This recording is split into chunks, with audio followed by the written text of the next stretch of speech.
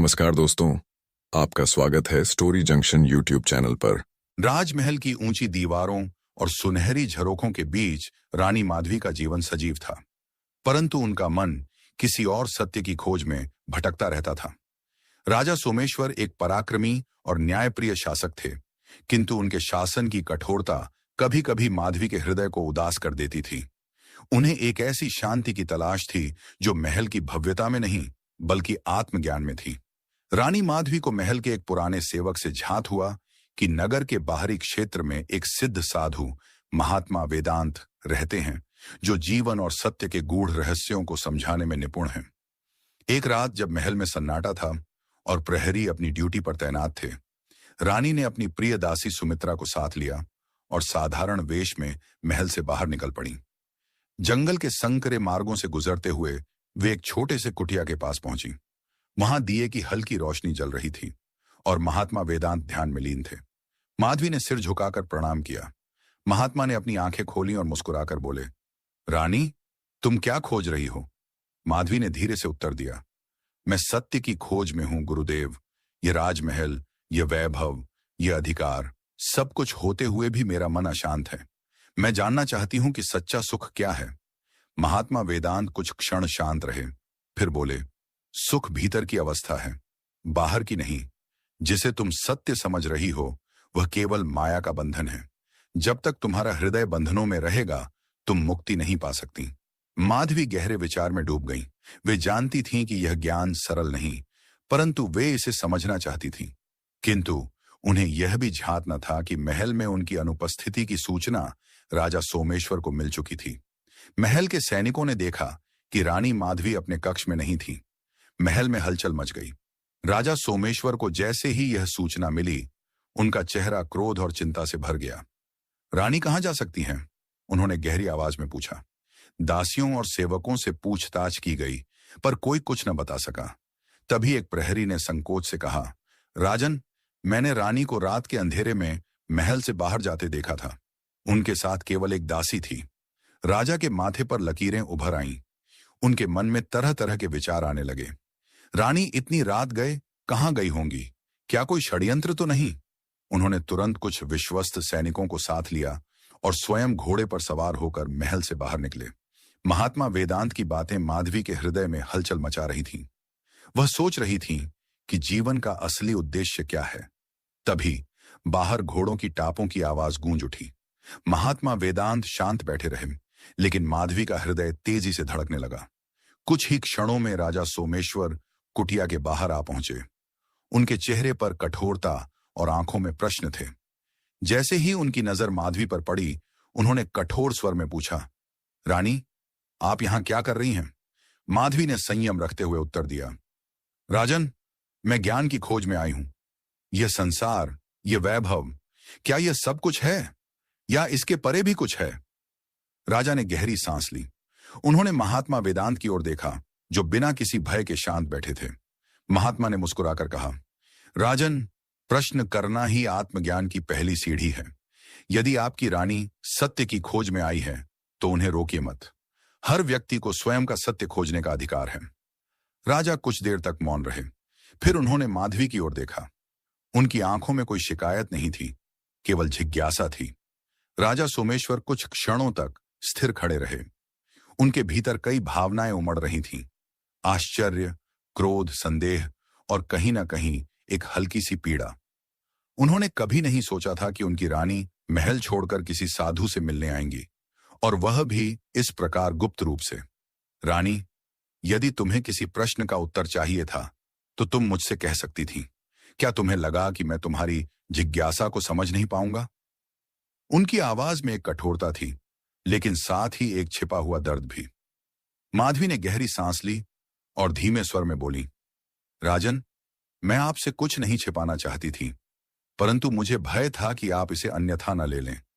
मैं इस महल के बंधनों में घुटन महसूस करने लगी थी। मेरी आत्मा को कुछ खोजने की आवश्यकता थी, कुछ समझने की आवश्यकता थी, और महात्मा वेदांत ही मेरी सहायता कर सकते थे।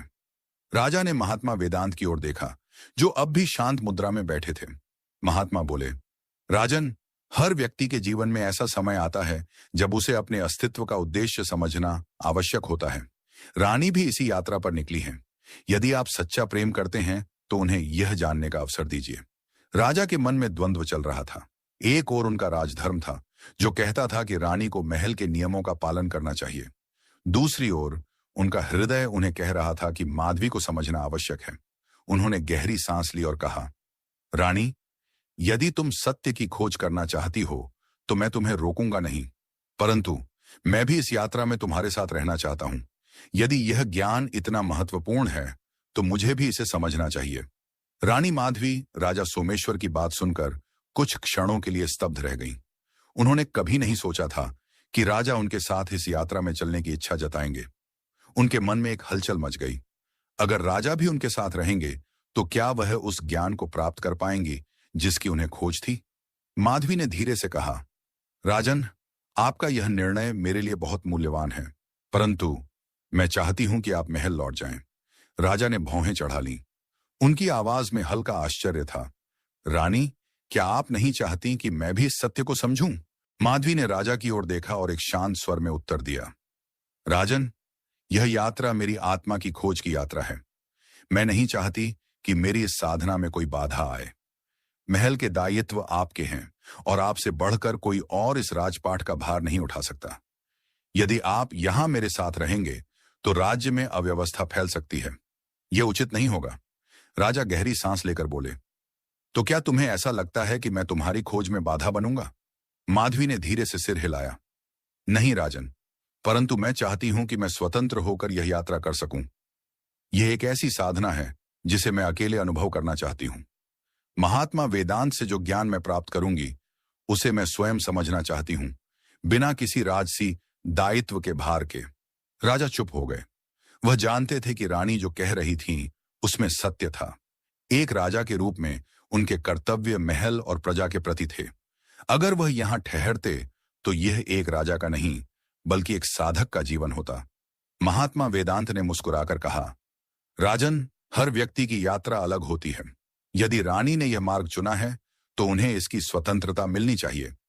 राजा ने रानी की ओर देखा। उनकी आंखों में प्रेम था, परंतु साथ ही एक न समझ पाने का भाव भी। यदि यही तुम्हारी इच्छा है तो मैं लौट जाता हूं माधवी, पर मैं यह जानना चाहता हूं कि तुम मुझे भूल तो नहीं जाओगी? राजा ने पूछा। माधवी मुस्कुराई, राजन, प्रेम कभी नहीं भूलता, परंतु इस समय मुझे अपने भीतर के सत्य को खोजना है। राजा ने एक अंतिम बार महात्मा वेदांत को देखा, फिर उन्होंने अपने घोड़े की लगाम खींची और महल की ओर चल पड़े। रानी माधवी अब पूरी तरह स्वतंत्र थीं, परंतु अब उनका यह गुप्त मिलन किस दिशा में जाने वाला था? राजा सोमेश्वर के जाने के बाद रानी माधवी का मन विचित्र भावनाओं से भर गया। महल से दूर एक नई दुनिया में कदम रखते हुए उन्होंने एक अजीब हल्केपन का अनुभव किया। अब उनके सामने केवल महात्मा वेदांत थे, एक सिद्ध साधु जो संसार की मोह माया से परे थे, परंतु जिनकी उपस्थिति में माधवी को एक अनोखी शांति का अनुभव होने लगा था। दिन बीतते गए और माधवी साधना में लीन होने लगी। महात्मा वेदांत ने उन्हें ध्यान, योग और आत्मज्ञान के गूढ़ रहस्यों की शिक्षा दी। धीरे धीरे माधवी ने महल का वैभव और राजसी ठाट बाट भूलना शुरू कर दिया। साधना की इस यात्रा में उन्होंने महात्मा वेदांत के प्रति एक अनोखा आकर्षण महसूस किया। एक ऐसा आकर्षण जो केवल ज्ञान के प्रति नहीं था बल्कि उस व्यक्ति के प्रति भी था जो उन्हें इस राह पर ले जा रहा था। एक रात जब चंद्रमा अपनी पूरी आभा में चमक रहा था, माधवी कुटिया के बाहर बैठी थी। ठंडी हवा उनके चेहरे को छू रही थी और पास ही महात्मा वेदांत ध्यान में बैठे थे। माधवी ने धीरे से पूछा, गुरुदेव, क्या मनुष्य वास्तव में सभी बंधनों से मुक्त हो सकता है? महात्मा वेदांत ने आंखें खोली और माधवी की ओर देखा। बंधन मन में होते हैं रानी। यदि मन स्वतंत्र हो जाए तो संसार का कोई भी बंधन हमें जकड़ नहीं सकता। माधवी ने हल्की मुस्कान के साथ कहा, पर यदि कोई बंधन हमें प्रिय लगने लगे तो?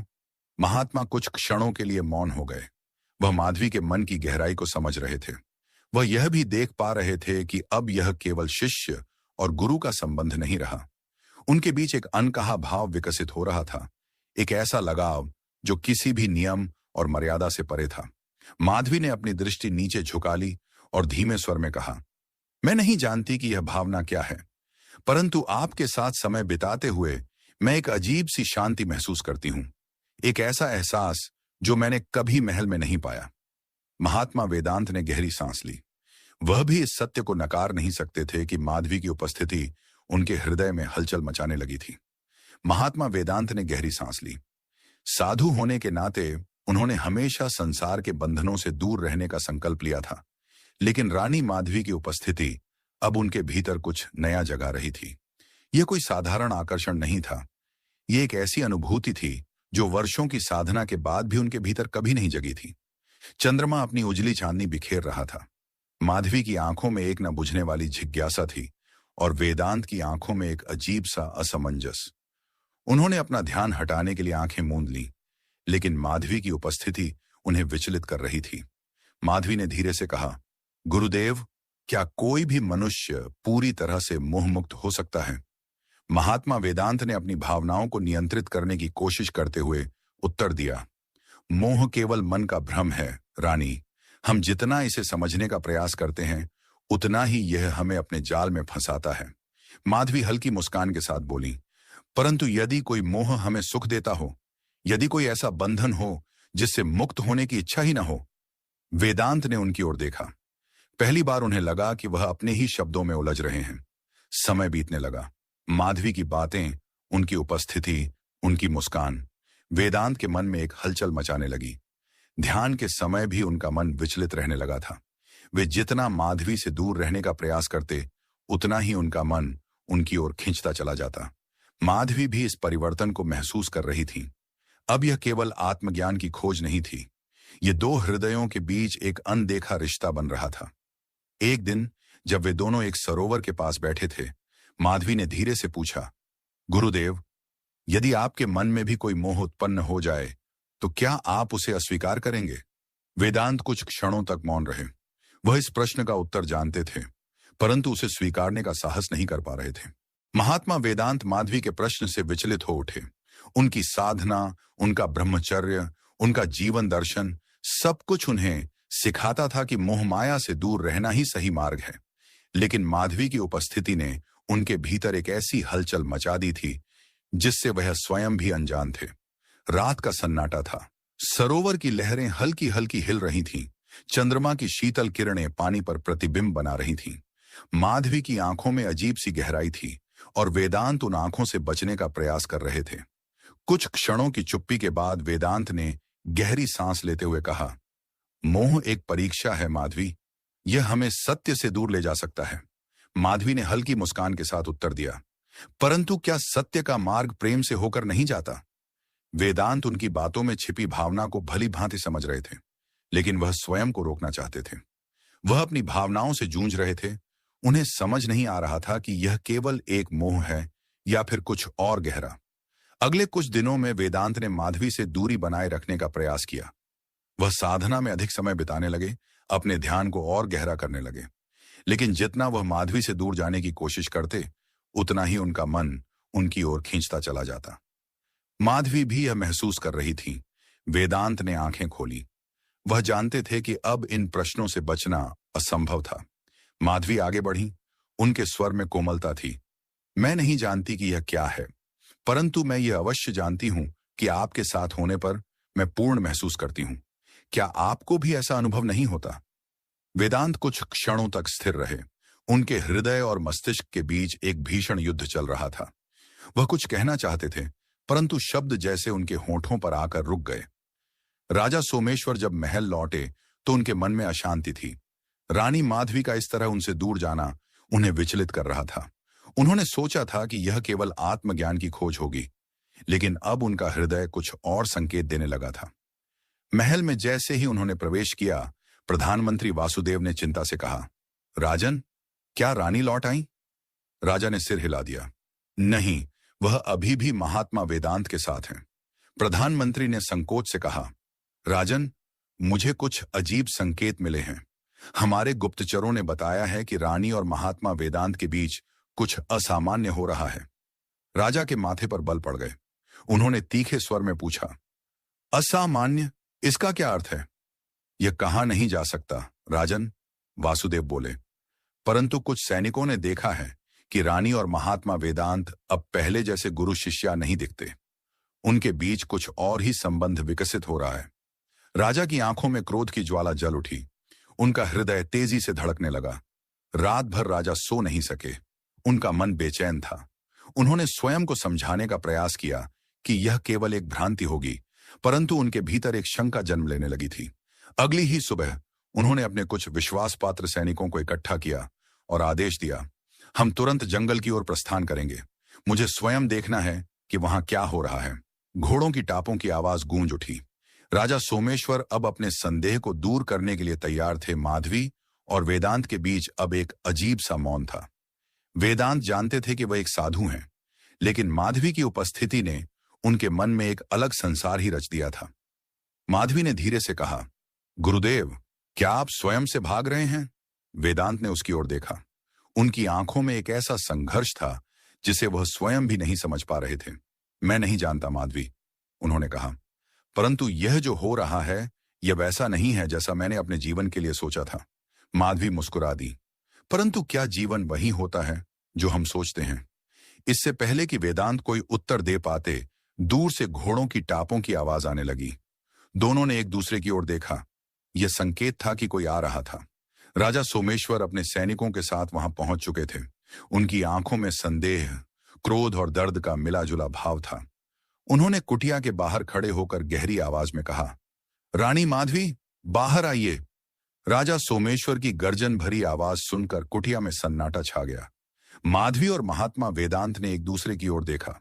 वे जानते थे कि अब कोई ना कोई निर्णय लेना होगा।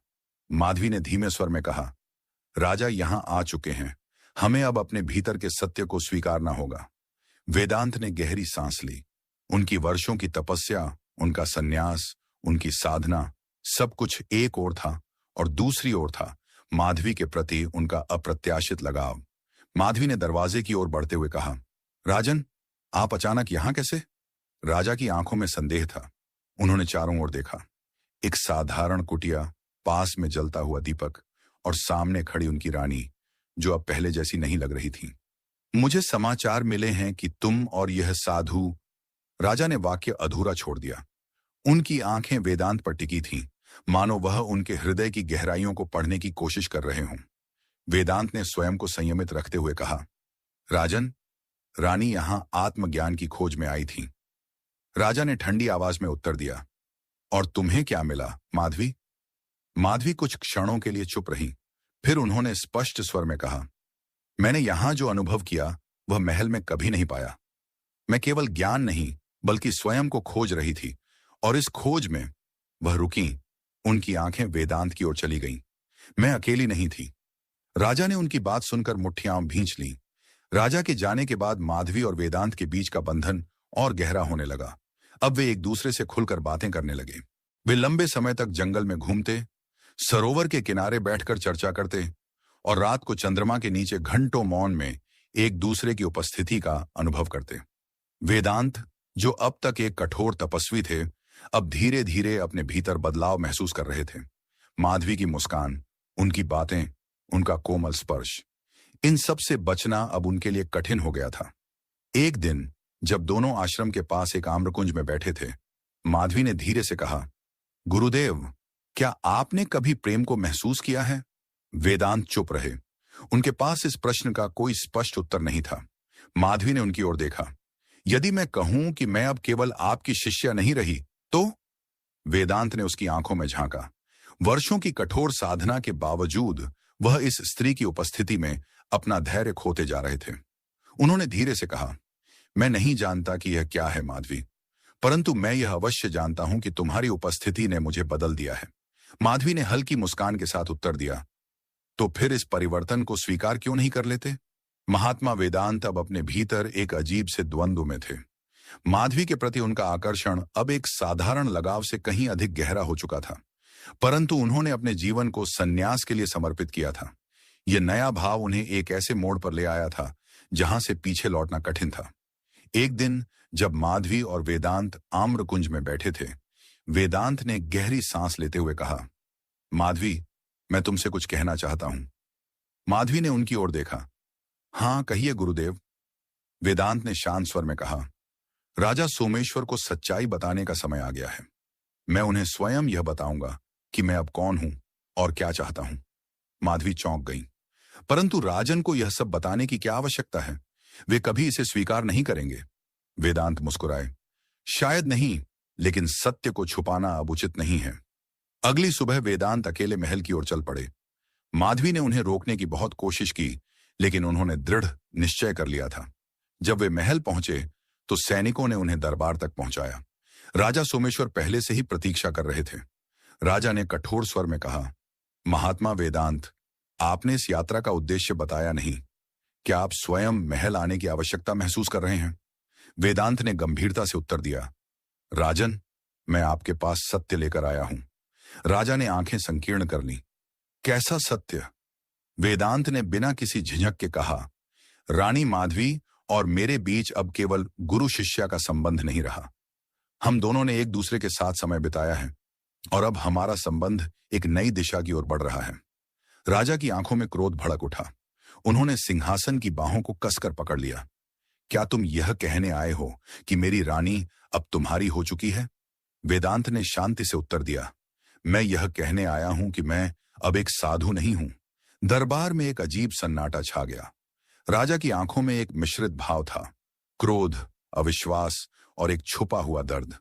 कुछ क्षणों तक मौन रहने के बाद राजा ने कहा, तो तुम चाहते क्या हो?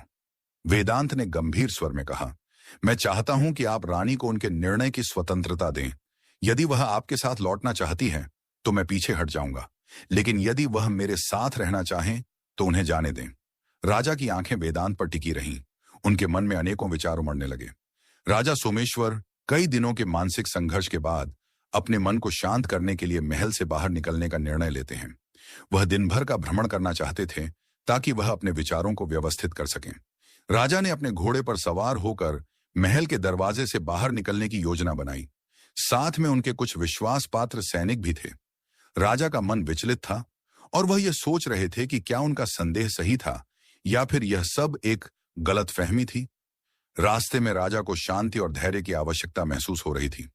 वह सोचना चाहते थे कि क्या सच में रानी माधवी और महात्मा वेदांत के बीच कोई गहरा संबंध बन चुका है, जैसा उनके गुप्तचरों ने बताया था।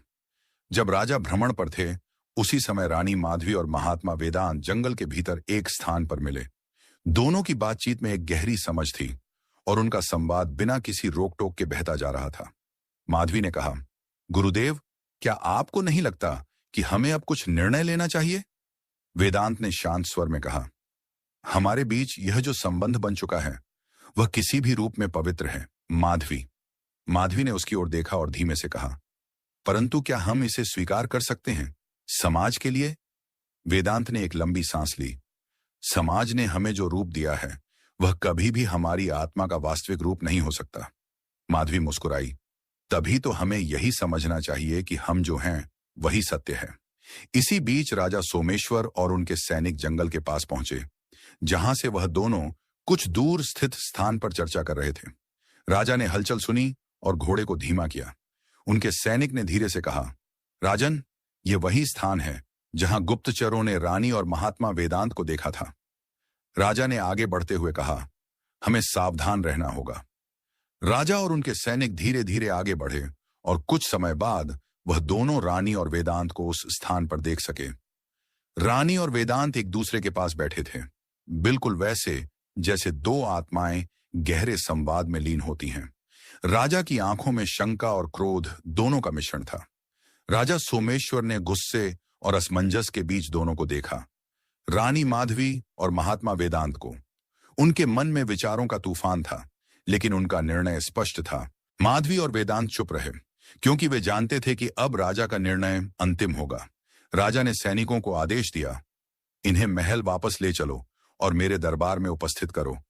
सैनिकों ने दोनों को घेर लिया और राजा के साथ महल की ओर चल पड़े। राजा का चेहरा कठोर था और उसकी आंखों में निराशा और क्रोध था। महल के दरबार में पहुंचते ही राजा ने एक गहरी सांस ली और दरबार में उपस्थित सभी दरबारियों की ओर देखा। राजा ने कहा, यह वह समय है जब हमें अपनी रानी और महात्मा को सजा देनी होगी। माधवी और वेदांत दोनों ही खड़े थे। उनकी आंखों में कोई पछतावा नहीं था, केवल सच्चाई की शांति थी। राजा ने गंभीर स्वर में कहा, माधवी, तुमने अपनी शाही स्थिति का दुरुपयोग किया। तुम एक राजा ने आगे कहा, महात्मा वेदांत, तुमने अपने तप और साधना का पालन करने के बजाय एक रानी से मोह का मार्ग अपनाया। तुमने एक साधु की शुद्धता और तपस्या का अपमान किया है। फिर राजा ने दरबारी से कहा, माधवी और वेदांत को आजीवन कारावास की सजा दी जाती है। उन्हें महल से बाहर निकाल दिया जाएगा और वे अपने जीवन के शेष हिस्से को साधना और तपस्या में व्यतीत करेंगे। अंतिम विदाई माधवी और वेदांत को महल से बाहर किया गया और दोनों ने चुपचाप यह फैसला स्वीकार किया। वे जानते थे कि उनका मार्ग अब अलग था। महल के बाहर रानी ने धीरे से कहा, गुरुदेव, क्या हम अपने मार्ग पर अब बिना एक दूसरे के चल पाएंगे? वेदांत ने शांत स्वर में उत्तर दिया, माधवी, हमें अब केवल अपने आत्मा की आवाज सुननी है। हमें उस मार्ग का अनुसरण करना होगा जो हमें सही लगता है, चाहे वह अकेले क्यों ना हो। राजा सोमेश्वर ने महल के दरवाजे से दोनों को जाते देखा और उनके मन में एक अजीब सी शांति थी। उसने सोचा कि कभी किसी को यह समझाने की कोशिश करनी चाहिए थी कि जीवन कभी भी पूरी तरह से हमारे नियंत्रण में नहीं होता।